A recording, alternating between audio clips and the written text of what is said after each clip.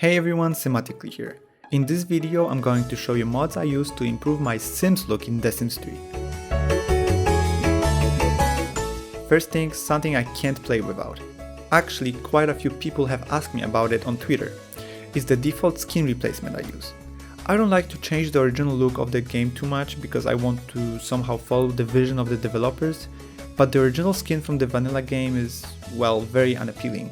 So it was very important for me not to change the Sims style too much, but to follow the vanilla experience in some way. The custom skin I use is called Primer and was made by Curasoberina. It comes in many variations, with 4 qualities: SD for standard definition, HD for high definition, HD plus, and UHD for ultra high definition. The resolution of the texture depends on the quality you choose.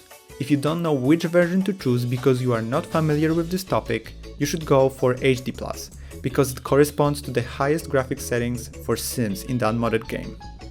This skin also comes with a default and non-default version. The default version will replace the default skin in your game, so all Sims will use it immediately, while the non-default version will add the primer skin to the list of skins in the game, but leave the default vanilla skin untouched. I encourage you to read more about this skin to fully understand what comes with each variant.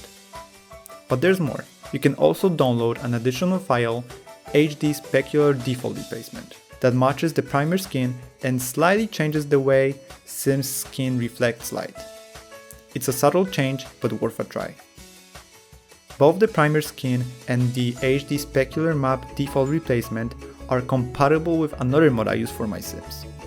It's a normal map replacement called You Are Real. Technically, a normal map is a texture that video games use to add visual depth to models. What You Are Real does is add depth to the surface of the body, such as visible pores, wrinkles, veins, and details to nails, feet, etc. It's available in many variations. Those are Barbie version, which means there are no details for intimate parts, and different files marked with V and P for the female and male intimate parts, and N for nipples. It's up to you what you want to use. Just make sure you use the 1.5 version for adult Sims, as it's the latest available.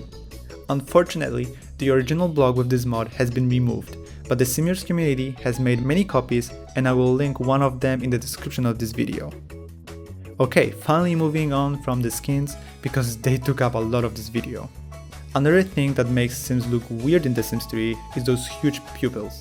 I used the Maxis Match default eye replacement made by Boring Bones.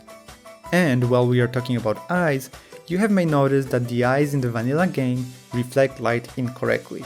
There's a simple file that fixes the reflection in Sims eyes. All the links are in the description. Hair. I don't use a lot of custom content for hair because I try to stick to the hairstyles that come with the game and the packs. But I do use the default Hair Retextures from Faerieland. This mod comes in many files related to different packs and store content, but it covers almost all hairstyles available in the game. For some of the store content, I use other replacements. They're not exactly the same, but I'm okay with that. Note that these mods don't change the shape of the hairstyles, but they do change their texture and make them more appealing. You can improve the vanilla clothes with this next mod. This mod allows you to remove stencils and overlays from both objects and clothing, so it's useful outside of CAS as well, but how I use it in this context of improving the look of Sims is I often remove the specular map from darker clothing so they are not so shiny. Let me show you.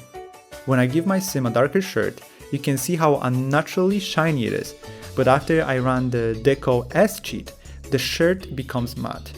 It will stay that way until I change the color again. I find it very useful. I often use this mod on all the clothes when I'm done styling my Sim. You know how Sims in The Sims 3 make really weird faces?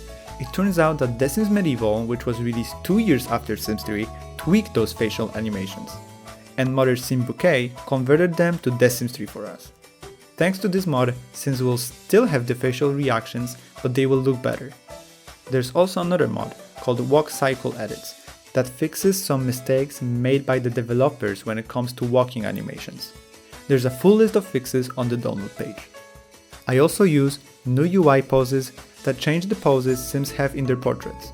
There are 3 variations: You can make your Sims static, use the retouched version which tweaks the original poses, and the exaggerated version, which to me looks a lot like The Sims 4 poses. I use the exaggerated version and I love it.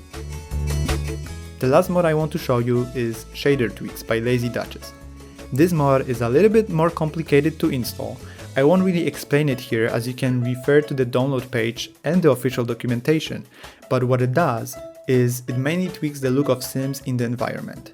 Sims will reflect light correctly, body hair will be the right color, and there are some other tweaks. For me, the most important part of this mod is the lighter shadows on Sims when they're outside, and it's possible to tweak this change even more to your liking.